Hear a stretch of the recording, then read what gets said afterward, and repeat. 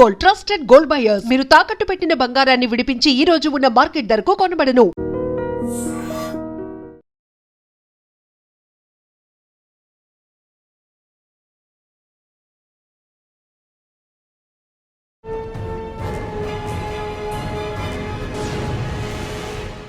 Welcome to I dream. నేను ఉదయశ్రీ. కర్ణాటక రాష్ట్రంలో ఉన్నత విద్యను అభ్యసిస్తున్న విద్యార్థుల ఆరోగ్యానికి సంబంధించి ఆందోళనకరమైన నిజాలు వెలుగులోకి వస్తూ ఉన్నాయి. రీసెంట్గా కొంతమంది స్టూడెంట్స్కి యూనివర్సిటీలో టెస్టులు చేస్తే దాదాపు 7,000 మందికి హెచ్ఐవి ఉన్నట్లుగా నిర్ధారణ అయింది. దీంతో కర్ణాటక ప్రభుత్వం అయితే తక్షణ చర్యలు చేపట్టింది. అన్ని యూనివర్సిటీల్లో కూడా ఈ టెస్టులు చేస్తూ ఉన్నారు. ఏదేమైనప్పటికీ యువత ఈ ఏజ్లో హెచ్ఐవి బారిన పడడము, దాని ద్వారా వాళ్ళు ఎంతమందికి స్ప్రెడ్ చేస్తున్నారు, అసలు ఏం జరుగుతోంది, దీనికి సంబంధించి అయితే ఆందోళన వ్యక్తమవుతోంది. ఇదే ఇవాల్టి మన టాపిక్. దీనిపై మాట్లాడడానికి మనతో ఉన్నారు motivational speaker, family counsellor, public speaker Rajani Rama గారు. నమస్తే అండి. నమస్తే ఉదయ. సో చాలా భయం వేస్తుంది ఈ జెన్జీ కిడ్స్కి సంబంధించి. ఒక విషయం రెండు విషయం కాదు, ఏ దాంట్లో కూడా అంటే విపరీతమైన ఫ్రీడమ్ వచ్చేసి, అంటే అది మా భావ ప్రకటన స్వేచ్ఛ అంటున్నారు. ఈ స్వేచ్ఛతోటి వీళ్ళు విచ్చలవిడితనం ఎక్కువైపోయి చేయకూడని పనులు చేస్తూ ఉన్నారు. రీసెంట్గా వాళ్ళ ప్రొటెస్ట్ ఏంటి, వాళ్ళు చేస్తున్న పనులు ఏంటి, ఇప్పుడు టెస్టులు చేస్తే వాళ్ళకి హెచ్ఐవి రావడం ఏంటి. 7,000 మంది అంటే ఇంకా టెస్టులు చేసిన దాంట్లో 7,000 మంది అయితే ఇంకా ఎంతోమంది ఉన్నారు. వాళ్ళందరిలో చేస్తే ఎంతమందిలో బయటకు వస్తుండొచ్చు, అసలు ఏం జరుగుతుంది ఇంత ఆ ఏజ్లో. అంటే మళ్ళీ మనకి లెక్కల ప్రకారము, గణాంకాల ప్రకారం 18 to 25 ఇయర్స్ మధ్యలో వీళ్ళు హెచ్ఐవి బారిన పడుతూ ఉన్నారంట. ఏం చెప్తారు దీనికి సంబంధించి మీరు? అదే మీరు చెప్పినట్టు స్వేచ్ఛ, మా లైఫ్ మా ఇష్టం, మేము ఇలాగే ఉంటాం, నీకెందుకో లాంటి భావాలతోటి విచ్చలవిడిగా వాళ్ళ లైఫ్ని వాళ్ళు టర్న్ చేసుకుంటున్నారు. ఎలా కావాలంటే అలా. ఇప్పుడు ఒకప్పుడు హెచ్ఐవి ఎయిడ్స్ అని అంటే ప్రాణాంతకమైనటువంటి వ్యాధి. అంటే మామూలుగా టచ్ అయినా, బట్టలు వాడినా అట్లా ఏమి రాకపోవచ్చు, అంటే సెక్షువల్గానే ఇది వస్తుంది తప్ప పాక్షికంగా ఆ విధంగా అందరూ భయపడిపోయేవాళ్ళు. ఎవరి ఎంగిలన్నా తీసుకోవాలన్నా, ఎక్కడన్నా తినాలి తాగాలన్నా టచ్ చేయకపోవడం. గట్టిగా చెప్పాలంటే అప్పటి నుంచే use and throw glasses, plates అనేవి బాగా వాడకంలోకి వచ్చాయి. బాగా ఎక్కువగా అన్నమాట. ఇప్పుడు ఎట్లా అంటే పెళ్ళిళ్ళకి వెళ్తే కూడా విస్తరాకు, అరిటాకులు వేయడం మానేసి అవే వేసేస్తున్నారు. అంటే అది కల్చర్ అయిపోయింది చివరికి. అవి వాడటం, పారేయటం, అంటే ఒక జాగ్రత్త కోసం అన్నట్టుగా స్టార్ట్ అయ్యి అది కల్చర్గా మారిపోయింది. అంటే అప్పట్లో అంత భయపడేవారు. తర్వాత ఇంకా అనేకమైన వేరియంట్స్ రావడం, మనకు ముఖ్యంగా కోవిడ్ వచ్చిన తర్వాత గతం మర్చిపోయారు జనం. ఇప్పుడు ఈ అవేర్నెస్లో ఉన్నారేమో మరి తెలీదు, అది పాతే మర్చిపోయారు. అది కూడా ఒక భయంకరమైనటువంటి వ్యాధులే, చనిపోయేవారు అప్పట్లో. ఇప్పుడంటే వ్యాక్సిన్స్ వచ్చాయి, మెడిసిన్స్ వచ్చాయి కాబట్టి చాలా టేక్ ఇట్ ఈజీగా తీసుకుంటున్నారు. కానీ ఏదైనా సరే, ఏ మందైనా సరే దానికి ఒక స్టెప్స్ ఉంటాయి. ఒక స్టేజ్ వరకే మందులు. ఆ స్టేజ్ దాటింది అని అంటే ఏ రోగానికైనా సరే మందులు లేవు అని డాక్టర్స్ తేల్చి చెప్తున్నారు. కొన్ని రోగాలకైతే సర్జరీస్ ఒక ఆప్షనల్గా, ఒక ఫైనల్ ట్రీట్మెంట్గా తీసుకుంటున్నారు. కానీ ఇలాంటి వాటికి ఏ సర్జరీ చేస్తారు? కాబట్టి ఒక స్టేజ్ వరకే ట్రీట్మెంట్ ఉంటుంది, తర్వాత ఏమీ ఉండదు, వెళ్ళిపోవడమే పైకి.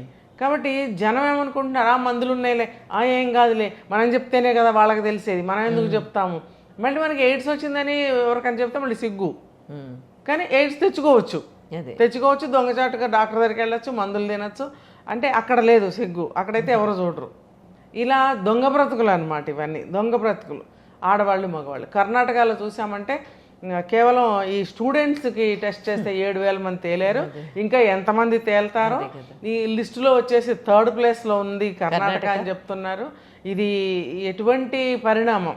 సిగ్గుపడవలసిన విషయమే కదా, భయపడవలసిన విషయమే కదా, జాగ్రత్త తీసుకోవాల్సిన విషయమే కదా. ఫ్యూచర్ అంతా స్పాయిల్ చేసుకున్నారు కదా. రేపు వాళ్ళు ఏమొద్దు, మాకేం కావాలి, ఫ్రీడమా వీళ్ళు కావాలంటే. మేము చదువుకున్నాం, మేము ఉద్యోగం చేస్తున్నాం, మేము డబ్బు సంపాదించుకున్నాం, తింటున్నాం, తిరుగుతున్నాం, ఇంకా ఏదైనా కావాల్సినట్టుగా అమ్మాయిలతో అబ్బాయిలతో తిరుగుతున్నాము. తర్వాత ఎన్నాళ్ళు ఉంటే పోతామని చెప్తున్నారు, పోతారట. కాబట్టి ఇప్పుడు ఈ తరం వాళ్ళు ఇలా మాట్లాడుతున్నారు. కాబట్టి ఇప్పుడు ప్రజెంట్ కమింగ్ జనరేషన్ వాళ్ళు ఎవరు కూడా, అంటే ఇప్పుడు పెళ్ళిళ్ళు చేసుకున్న వాళ్ళు ఎవరో కూడా పిల్లల్ని కనాల్సిన అవసరం లేదు, ఎందుకంటే వాళ్ళు పోతామంటున్నప్పుడు వీళ్ళు కనాల్సిన అవసరమే లేదు.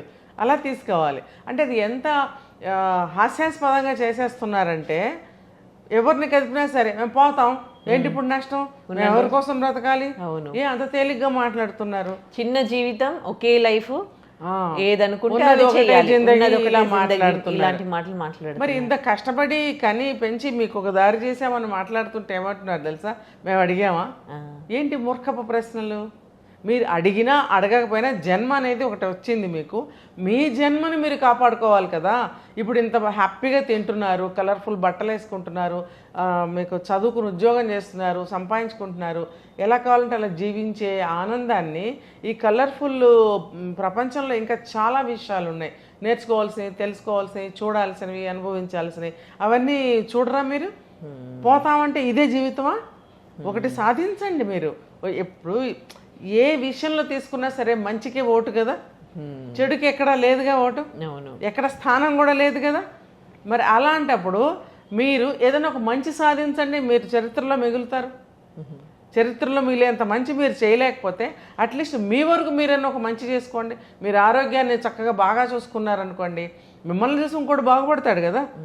ఎలా చూసుకోవాలి? అసలు ఒకరి గురించి ఆలోచిస్తున్నారంటారా? ఎవరినో బాగు చేయాలని, నేను ఎవరి కోసం బాగుపడాలి అంటే నేను ఇక్కడ ఒక సూచన చేస్తున్నా, మీరు ఒక మంచిని సాధించండి. మీరు అలా చెప్పినా మిమ్మల్ని క్వశ్చన్ చేసే అది జెన్జీ వీళ్ళు. ఒకవేళ మీరు అలా చెప్పినా కానీ మీరు చెప్పినట్టు నేనెందుకు వింటాను? ఇప్పుడు ఒకప్పుడు అంటే తల్లిదండ్రులు అంటే భయం భక్తులు, అంటే పెళ్ళి కాకముందు ఎవరితో మాట్లాడాలు కొంచెం లిమిటెడ్గా ఉండేవి. ఇప్పుడు వీళ్ళు ఈ హెచ్ఐవి బారిన పడుతూ ఉంటే ఇప్పుడు అనిపిస్తుంది అప్పటి పద్ధతులే బాగున్నాయి కదా. ఇప్పుడు తల్లిదండ్రులతో ఫ్రెండ్లీ పేరెంటింగ్, టీచర్స్తో ఫ్రెండ్లీ టీచర్స్, ఇవన్నీ అయిపోవడం వల్ల ఇప్పుడు ఈ పిల్లలు ఈ హెచ్ఐవి బారిన పడడానికి ఇవన్నీ రీజన్స్ కావా? రీజన్సే. ఇంకొకటి ఏంటంటే సంకరం అయిపోయింది, స్థితిగతులన్నీ కూడా సంకరం అయిపోయాయి మన భారతదేశంలో. ఎక్కడెక్కడి నుంచో అన్నీ కూడా ఇంపోర్ట్ అయిపోయినాయి. బట్టలే కానీ, ఫుడ్డే కానీ, ఫ్యాషన్సే కానీ, కల్చర్సే కానీ మార్పులు జరిగిపోయాయి అన్నీ. మనది మనం ఎవరూ చేయట్లేదు. ఒక స్టేట్లో ఉన్నవాళ్ళు వాళ్ళ స్టేట్కి సంబంధించినవే ఆచార వ్యవహారాలు కానీ, డ్రెస్ వేరింగ్ కానీ, మాట్లాడే విధానం కానీ, పెద్దల్ని గౌరవించే తీరు కానీ, ఏదైనా సరే ఏ స్టేట్కి సంబంధించిన కల్చర్ ఆ స్టేట్లో ఉంటుంది. రీజనల్ కల్చర్స్ ఉంటాయి. ఉన్నప్పుడు వీడెళ్ళి పక్కదాన్ని ఒక కల్చర్ని మనం తెచ్చుకుంటాము. ఏంటి మనం మాట్లాడుకున్నాం మనం, అదేంటది సంగీత్ అని, హల్దీ అని, ఇంకొకటి ఇలా అన్ని స్టేట్స్లోనూ ఆ కల్చర్ లేదు. మనకున్నది వాళ్ళకున్నది.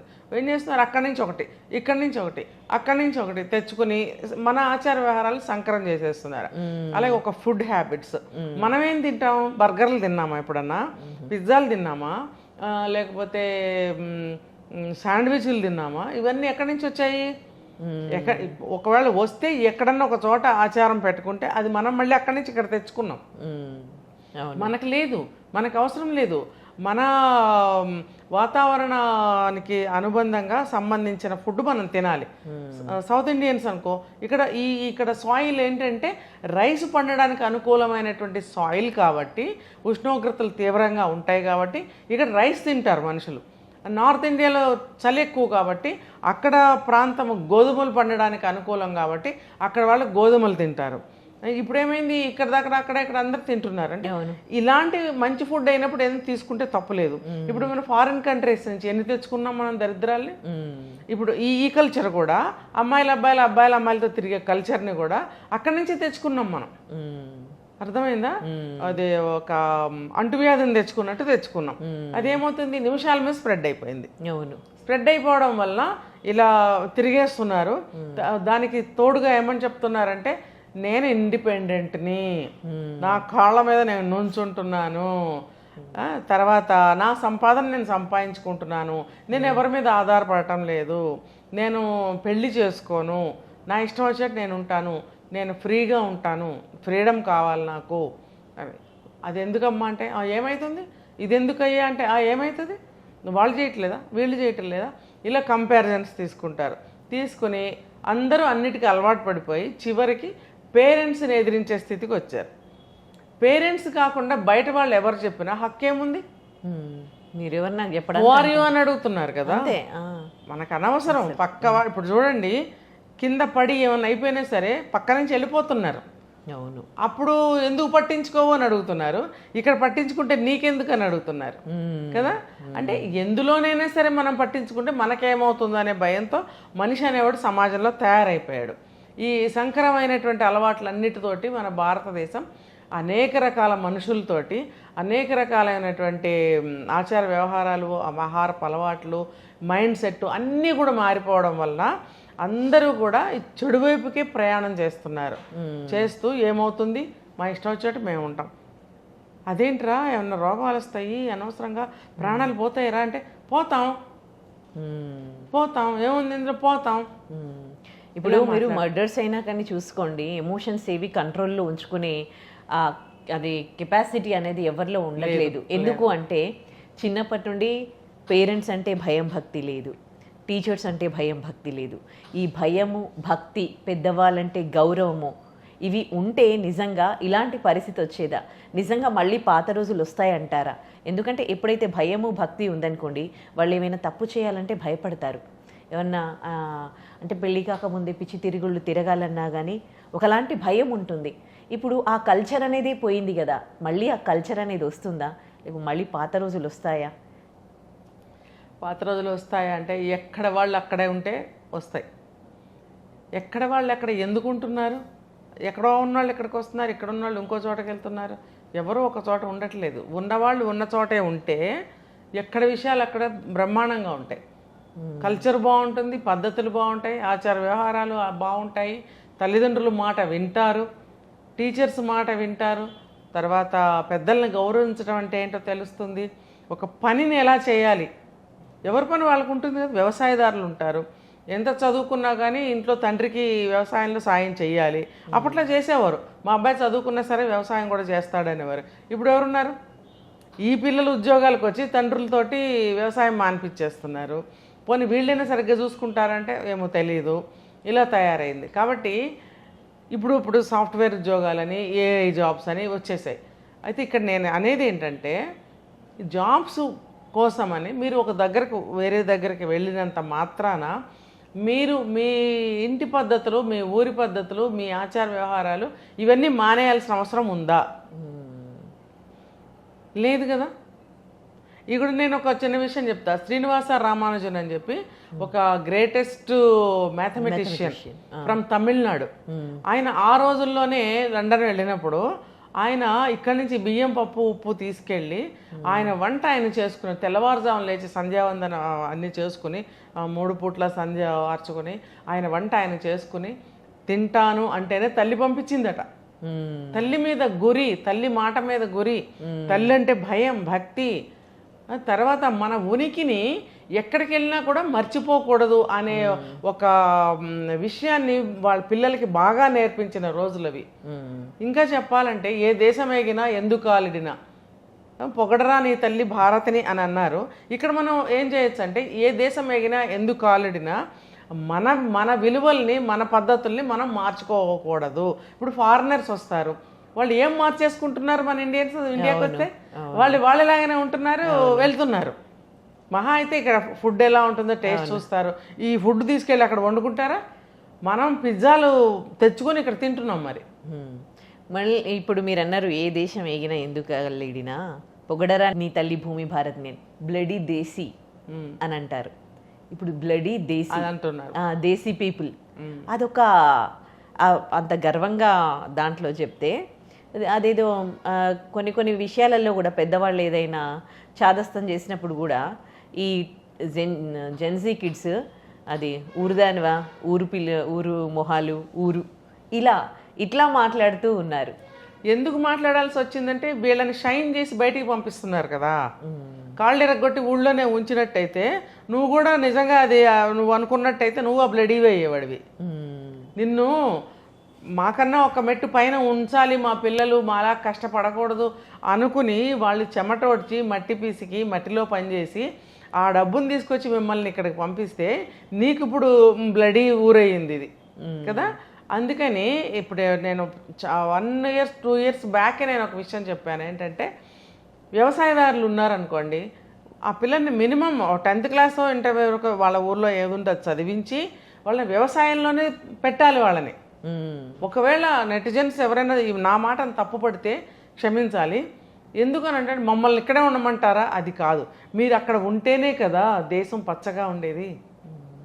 మీరు దేశం కోసం నేనెందుకు బతకాలి, అలా కాదు, అన్నదాత అంటారు వ్యవసాయదారులు కదా.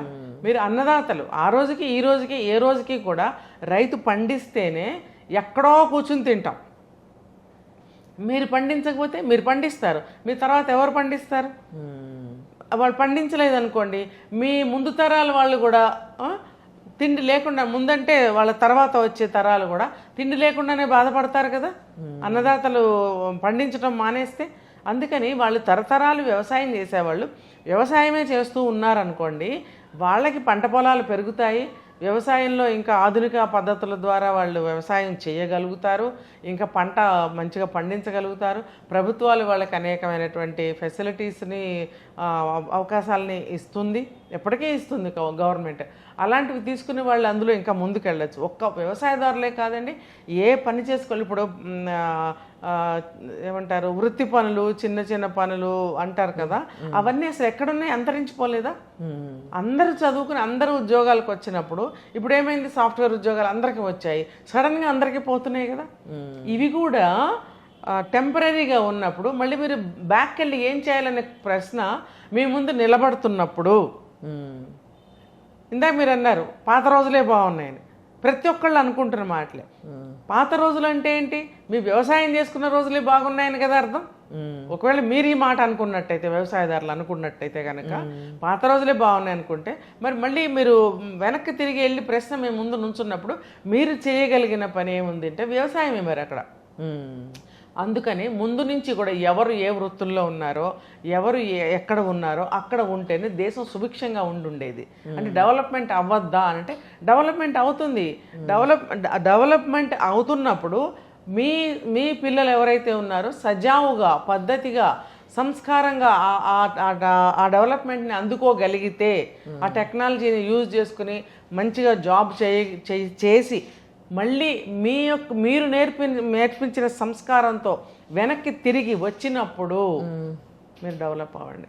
అవ్వటం కోసమే కదా అవన్నీ వృద్ధి చెందుతున్నాయి. రైట్. కానీ ఏం చేస్తున్నారు వీళ్ళు? వచ్చి ఎయిడ్స్ బారిన పడటము, లేకపోతే ట్రాప్లో పడటము, హత్యలు చేయటము, ఆత్మహత్యలు చేసుకోవడము, చిన్న ఏజ్ లోనే డ్రగ్స్కి అలవాటు పడడం, ద్రవ్యాలకు అలవాటు పడడము, ఇవన్నీ మీరు చూడండి రోడ్ల మీద కానీ ఇంకా స్కూల్స్ చిన్న పిల్లలు కూడా స్మోక్ ఎంత అసలు వాళ్ళు అంటే డిఫరెంట్ హెయిర్ స్టైల్స్ వేసుకొని అదేంది 2 వీలర్స్ పైన ముగ్గురు వెళ్తూ స్మోక్ చేస్తూ అసలు వాళ్ళని చూస్తూ ఉంటే అసలు ఏమైపోతుంది. మరి మేము డెవలప్ కావద్దా అని ఎవరైనా క్వశ్చన్ చేసినట్టయితే ఇవే సమాధానాలు దొరుకుతున్నాయి. కాబట్టి ఎవరికి వాళ్ళు నిర్ణయించుకోవాల్సిన విషయం అన్నమాట ఇది. థ్యాంక్ యూ అండి.